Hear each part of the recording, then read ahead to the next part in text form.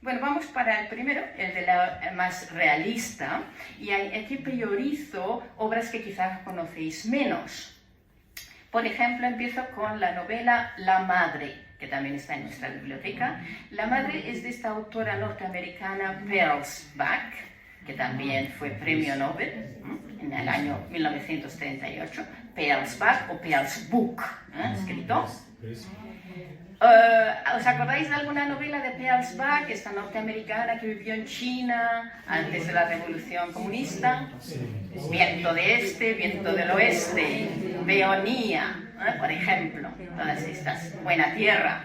Ella describió mucho, porque sus padres eran misioneros ahí en China y ella vivió allí muchos años, más de 30 años, pues describía muy bien la vida en China, todos sus problemas y sus estrecheces, el hambre, también la cultura china antigua con sus grandes tradiciones, buenas y malas. Entre las malas, por ejemplo, denunció mucho esa cosa tan horrenda de atar los pies a las niñas para que no creciera el pie. ¿Os acordáis? Sí.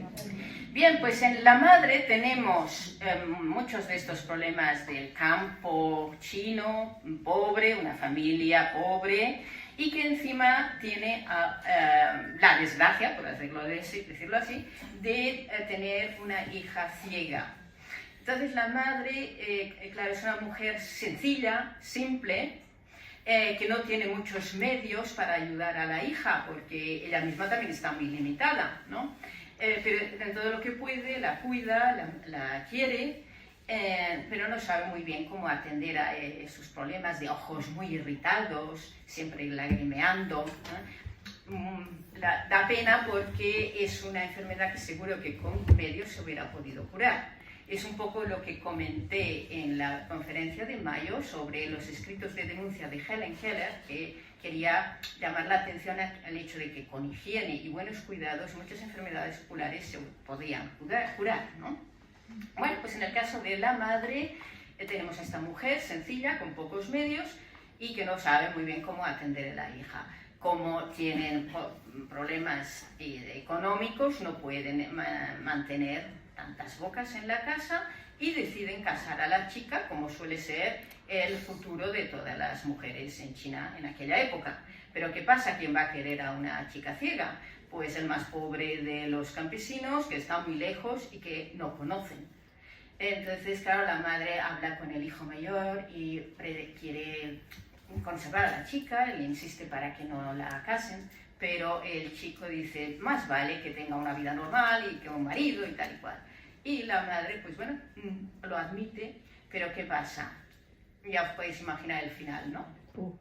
Pocos meses después recibe la noticia de que la hija ha muerto, probablemente por trabajos duros que le impusieron, maltrato, ¿no? Porque claro, la madre la protegía, pero en la nueva familia probablemente no, ¿no? Entonces, muchos problemas de la sociedad china se agudizan en el caso de una persona ciega, ¿no? La Madre, os la recomiendo, es una novela interesante. ¿La conocéis? Sí. ¿Sí, no? Vale. Luego, en el debate, si queréis añadir alguna cosa más respecto a lo que he dicho, encantada. Otra obra que me parece también muy interesante es El músico ciego, de Vladimir Korolenko, un escritor ucraniano del siglo XIX, periodista, una de esas personas muy comprometidas, que denunciaba abusos, un poco para entendernos como el Émile Zola en Francia, que pues intervino en el caso Dreyfus, ¿no? ¿Os suena? Pues denunciando injusticias y tal. Pues Korolenko un poco ese estilo también. Y en el músico ciego tenemos una historia parecida, lo único que aquí es un chico invidente, el niño el que nace sin vista es un niño, que suele ser normalmente lo frecuente, personajes masculinos, Por eso he querido destacar el de La Madre primero, porque es el de las pocas obras donde sale una niña o chica. Pues el caso es paralelo, pero hay la ventaja de que la familia es más acomodada. Son gente pues, con un cierto nivel, la madre muy cariñosa también, pero esta tiene más cultura, toca el piano, consigue enseñarle a Petrus, al niño música que, como bien indica el título, se convertirá en su gran consuelo, ¿no? Entre la madre y el tío que vive en la casa consiguen también transmitirle los conocimientos de la naturaleza. Él también va desarrollando, eso es interesante, sobre todo para la gente que es vidente y que no ha tenido contacto con ciegos, es interesante esta novela para ver cómo un niño va captando el mundo a través de los demás sentidos, ¿no? O sea que allí Korolenko hizo un gran esfuerzo de información y de buen reflejo. También en esta obra vemos muchos de los clichés o prejuicios que se han arrastrado a lo largo de los siglos. La idea de que la enfermedad, la discapacidad, la falta de vista es un castigo, ¿no? Esto nos viene de la antigüedad clásica, ¿no? Del mito de Tiresias, al que, pues bueno, castigaron con dejarlo sin vista, y eso pues se ha arrastrado siempre. En esta novela de Korolenko vemos también otro motivo muy querido en la literatura, y es el de la distinción entre el ciego de nacimiento y el ciego que pierde la vista con los años, ¿no? Parece ser, hay varios libros en los que se implica que es más fácil para la sociedad entenderse con el ciego que pierde la vista después, de mayor. ¿Por qué? Bastante lógico, ¿no? Hay más temas en común, se puede hablar de colores, de cosas que con un ciego de nacimiento no es tan fácil, ¿no? Y siempre hay quizá más comprensión hacia el ciego de mayor que del ciego de nacimiento. Y de hecho, bueno, pues Petrus tiene una infancia feliz, pero luego con la adolescencia, la juventud, empieza a tener sus crisis, como todo el mundo. Y en este caso van en una excursión que hacen a un monasterio, ve a otros ciegos por primera vez. Y allí tenemos este contraste, que el ciego de nacimiento como él, como Petrus, es un amargado que da puntapiés, da puñetazos a los niños para que no entren en el monasterio, en fin, un tío muy desagradable, ¿no? En cambio está Román, que es un personaje un poco idealizado porque ha perdido la vista, está muy sereno, tal y cual. Y entonces Petrus tiene miedo de que no convertirse en un amargado, ¿no? Ve también en las Pascuas, que ya sabéis que en el rito ortodoxo, y lógicamente en Ucrania son ortodoxos todos, ¿no? En el rito, bueno, no todos, hay también una minoría católica, pero bueno, mayoritariamente. Y suelen ser rituales muy fastuosos, de muchas horas, a muchos cantos, y hay también gran cantidad de ciegos cantando y rezando, porque como podéis imaginaros, durante siglos ese ha sido uno de los oficios principales del ciego. Y entonces Petrus también se siente sobrecogido por el hecho de que él ha tenido la suerte de nacer en una familia donde está muy súper protegido y no tiene necesidad de andar mendigando y cantando y tal eso.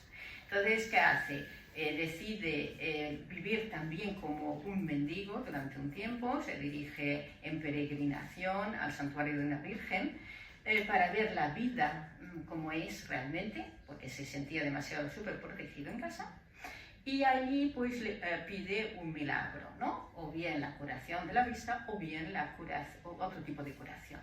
Le dan el segundo tipo de curación, es decir, el saber vivir, el saber superar la situación, ¿no? Y entonces ya se vuelca él en ser feliz, o bueno, intentar serlo como cualquier persona, dedicándose a la música.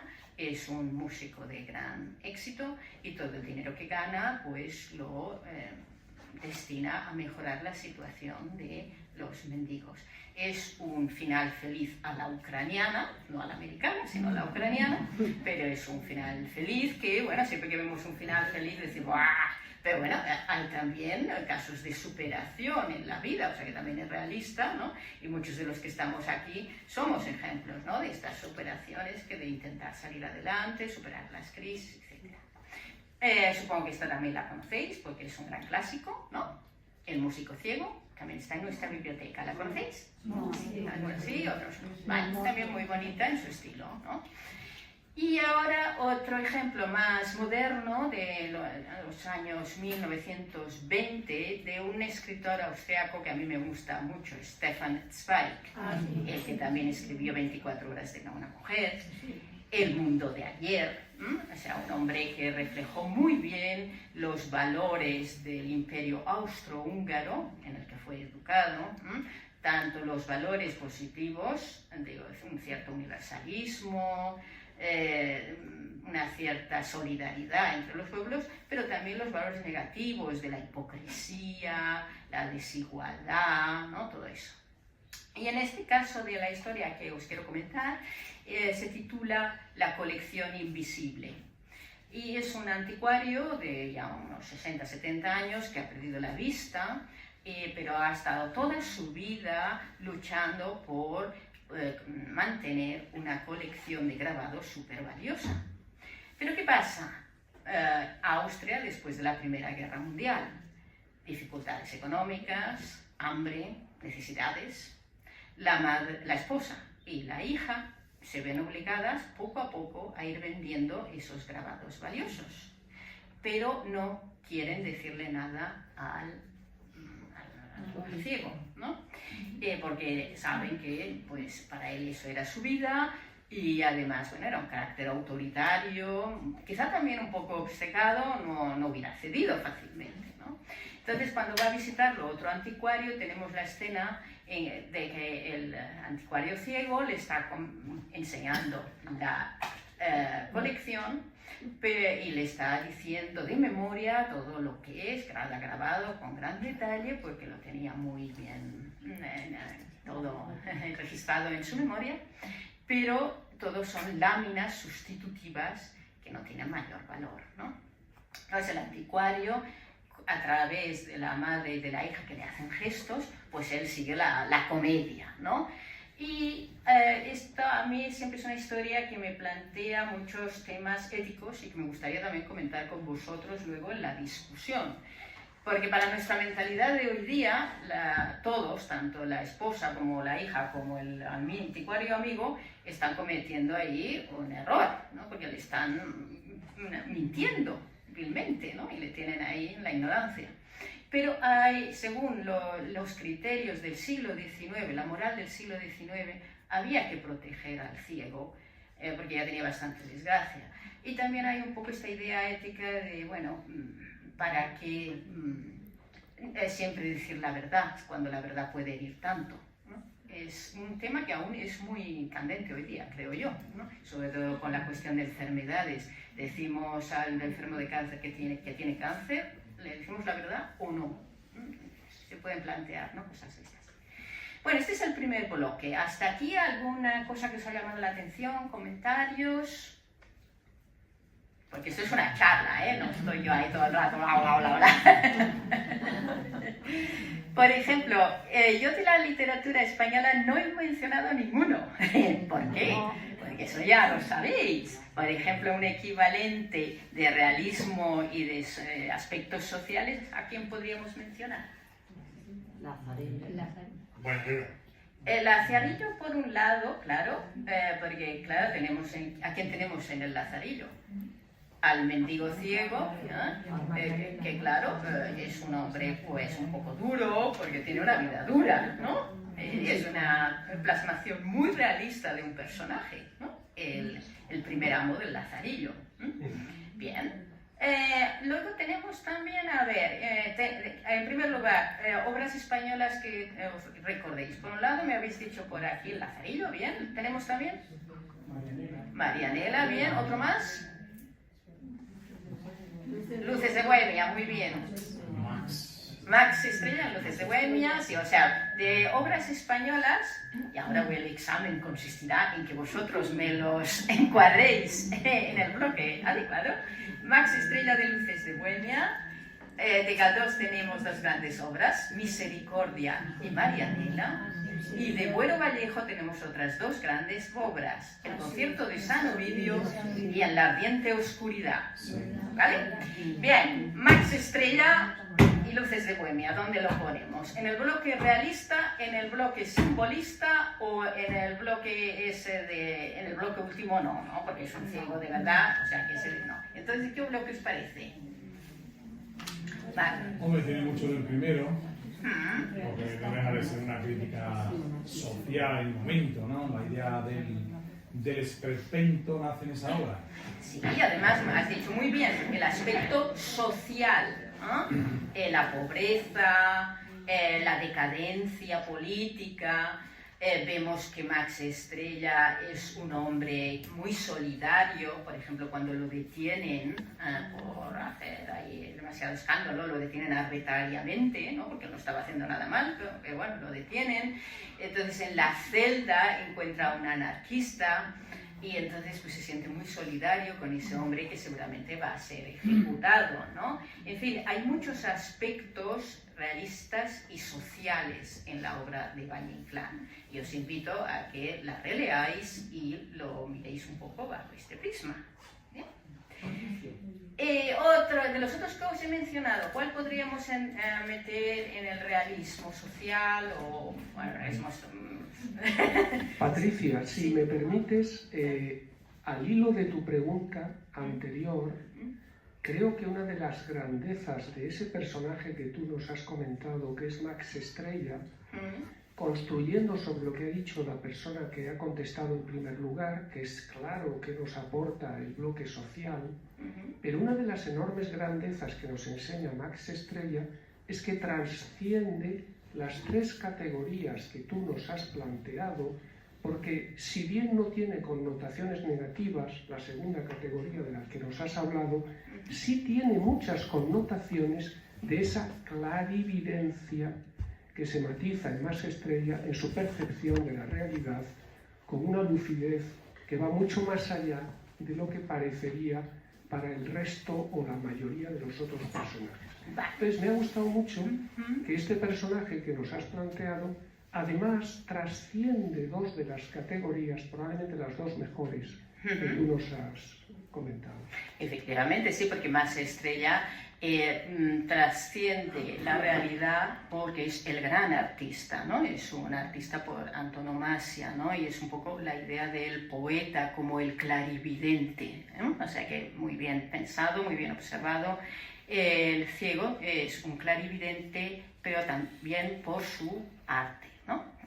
Volviendo al antes de dejar este bloque del realismo, ¿qué os parece el concierto de San Ovidio? ¿Lo recordáis? Sí. Está basado en un hecho real, en que pues era muy frecuente en aquella época en ferias y demás montar espectáculos donde pues de manera estrafalaria se vestía a los ciegos, se les ponía a tocar sin ningún tipo de cuidado con la calidad artística, ¿no? Lo importante es que hicieran reír, no importaba la calidad de su música, ¿no? Y de hecho les ponían las partituras pues del revés para que hiciera más risa, ¿no? El mundo es cruel porque en muchas ferias no solamente se habían montado estos espectáculos con los ciegos, sino también con personas deformes, con gigantes, con enanos, ¿recordáis? Muchas escenas de ese tipo, ¿no? O sea que el concepto de San Ovidio es una denuncia, ¿no? De cómo se trataba a los ciegos en aquella época. Y bueno, de ahí surge una historia ficticia, pues para dar un poco más de cuerpo a la cosa, ¿no? Bueno, yo diría que estas son las principales españolas dentro de ese... Ah, bueno, se me olvidaba una que la recordamos poco, pero es muy bonita también. Misericordia. ¿Perdón? Misericordia, no lo he dicho. Bueno, Misericordia, me vais a permitir, tiene muchos aspectos realistas, por supuesto, la vida de los mendigos, ¿no? Todo. Pero creo que también entra en una zona del simbolismo, que luego comentaremos si queréis. Vale. El ardiente oscuridad, Patricia. Esta más que realista yo la veo muy simbolista. Esta es muy simbólica. Esta es muy simbólica, la ardiente oscuridad. Yo para acabar el bloque realista pondría una que es menos conocida quizá de Ignacio Aldecoa, Con los ojos cerrados, que el protagonista es un vendedor del cupón y este hombre pues aparte de los problemas que pueda tener, tiene el problema de que su mujer es alcohólica, Teresa. Y entonces pues es una mujer difícil, y a él le plantea el doble de problemas, ¿no? Tener esta compañera, ¿no? Entonces, pues tenemos ahí un montón de problemas sociales, reales, etc. Está también una historia muy bonita que os la recomiendo.